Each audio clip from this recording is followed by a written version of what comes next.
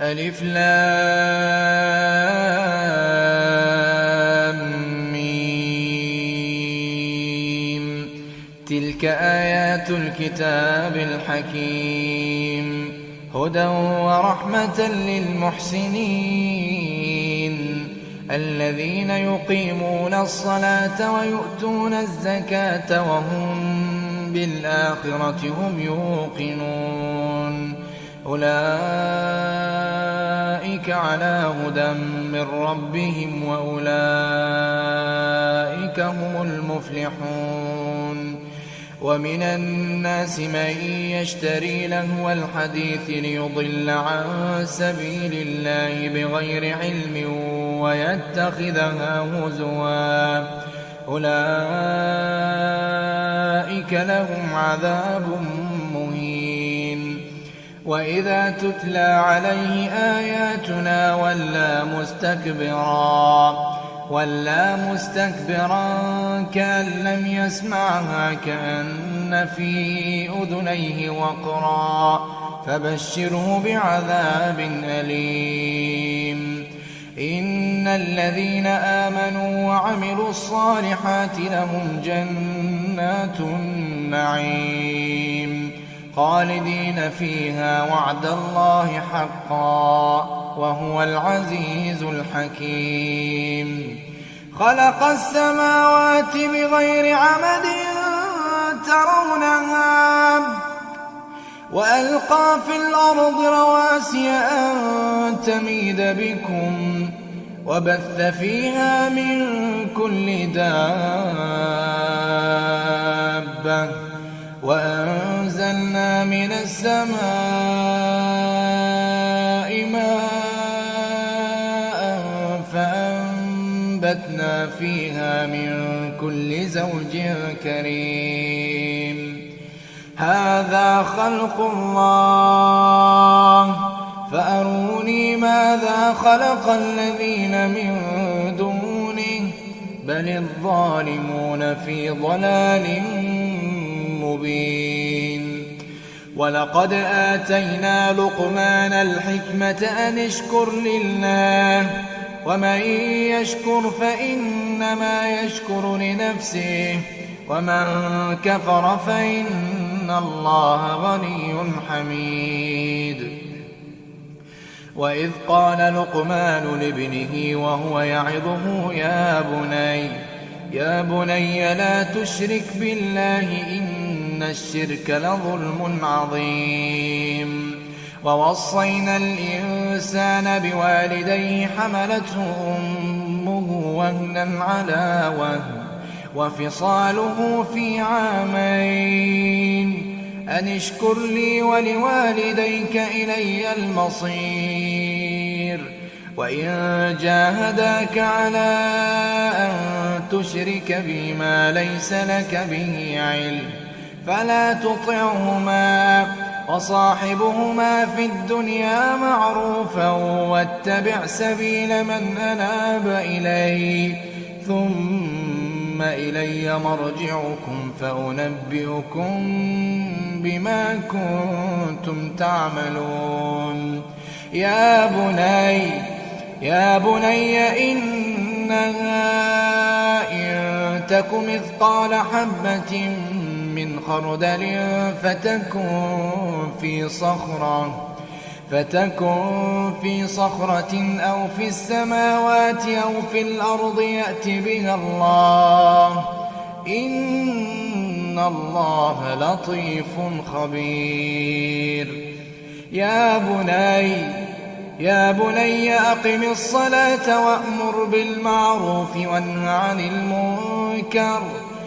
عن المنكر واصبر على ما أصابك إن ذلك من عزم الأمور. ولا تصعر خدك للناس ولا تمش في الأرض مرحا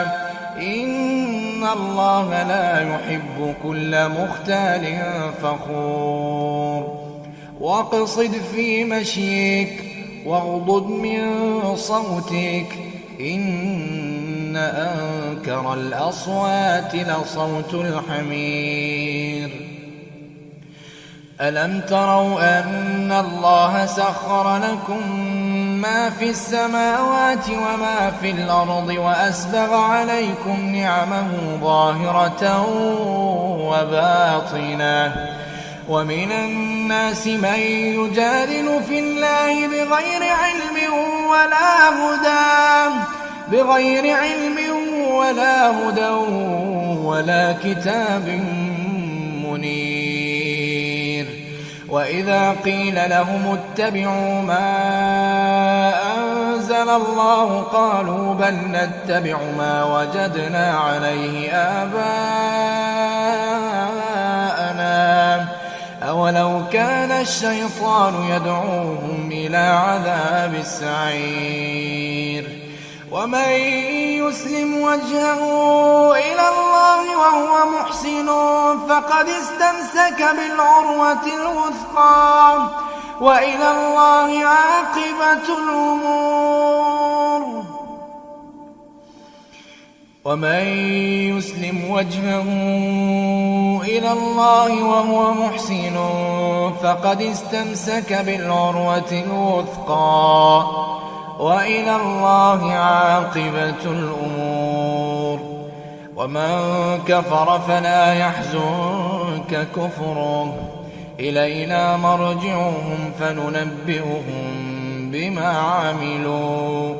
إن الله عليم بذات الصدور نمتعهم قليلا ثم نضطرهم إلى عذاب غليظ ولئن سألتهم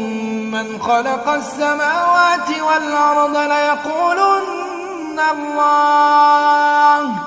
قل الحمد لله بل أكثرهم لا يعلمون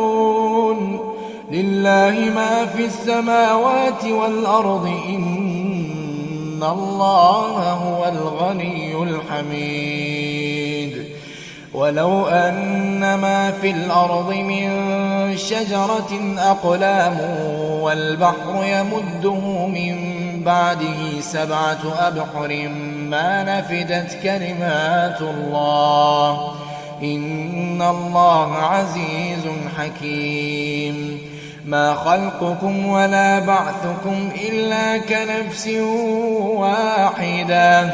إن الله سميع بصير ألم تر أن الله يولج الليل في النهار ويولج النهار في الليل وسخر الشمس والقمر كل يجري إلى أجل مسمى وأن الله بما تعملون خبير ذلك بأن الله هو الحق وأن ما يدعون من دونه الباطل وأن الله هو العلي الكبير ألم تر أن الفلك تجري في البحر بنعمة الله ليريكم من آياته إن في ذلك لآيات لكل صبار شكور وإذا غشيهم موج كالظلل دعوا الله مخلصين له الدين فلما نجاهم إلى البر فمنهم مقتصد وما يجحد بآياتنا إلا كل ختار كفور يا أيها الناس اتقوا ربكم واخشوا يوما لا يجزي والد عن ولده ولا مولود هو جاز عن والده شيئا إن وعد الله حق فلا تغرنكم الحياة الدنيا ولا يغرنكم